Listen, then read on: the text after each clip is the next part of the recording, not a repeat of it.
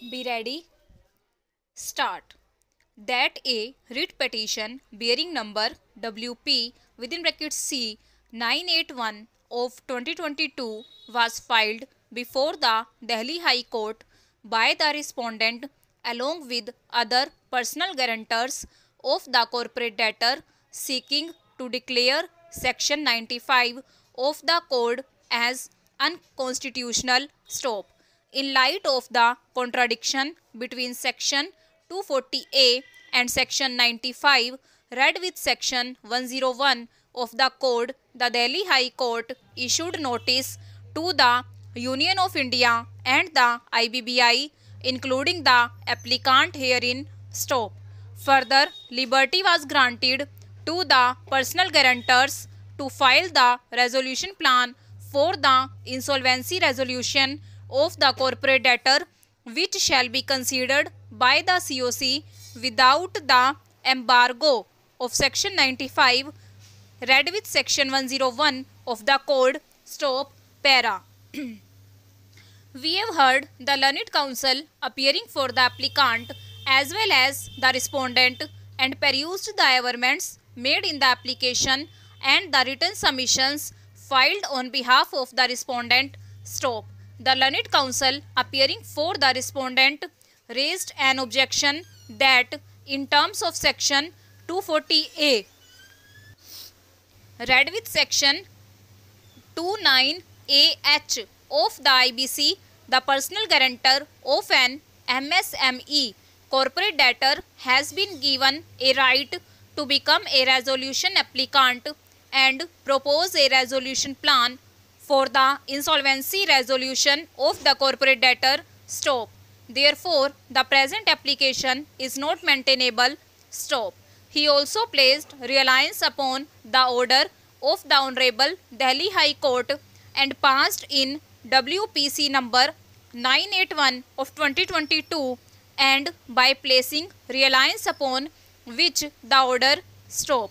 Learned counsel for the applicant submits that the constitutional validity of section 95 is under challenge. Stop.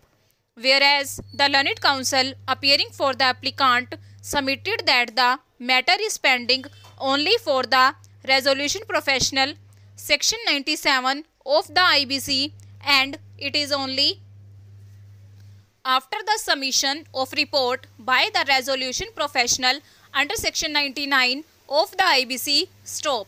The grounds of admission or rejection filed under section 95 shall be considered under section 100 of the IBC. Stop. Therefore, the submission of the applicant at this stage is not maintainable. Stop. Now, we consider the submission raised by the parties, but before that, we would like to refer section 97, 99 and 100 of IBC, and the same are reproduced below. Stop. If the application under section 94 or 95 is filed through a resolution professional, the adjudicating authority shall direct the board within 7 days of the date of the application to confirm that there are no disciplinary proceedings pending against resolution professional. Stop. The board shall within 7 days of receipt of directions under subsection 1 communicate to the adjudicating authority in writing either confirming the appointment of the resolution professional or rejecting the appointment of the resolution professional and nominating another resolution professional for the insolvency resolution process. Stop. Where an application under section 94 or 95 is filed by the debtor or the creditor himself, as the case may be, and not through the resolution professional, the adjudicating authority shall direct the board within 7 days of the filing of such application to nominate a resolution professional for the insolvency resolution process. Stop. The board shall nominate a resolution professional within 10 days of receiving the direction issued by the adjudicating authority under subsection 3. Stop. The adjudicating authority shall by order appoint the resolution professional recommended under subsection 2 or as nominated by the board under subsection 4. Stop. A resolution professional appointed by the adjudicating authority under subsection 5 shall be provided a copy of the application for insolvency resolution process. Stop. The resolution professional shall examine the application referred to in section 94 or section 95 as the case may be within 10 days of his appointment and submit a report to the adjudicating authority recommending for approval or rejection of the application. Stop.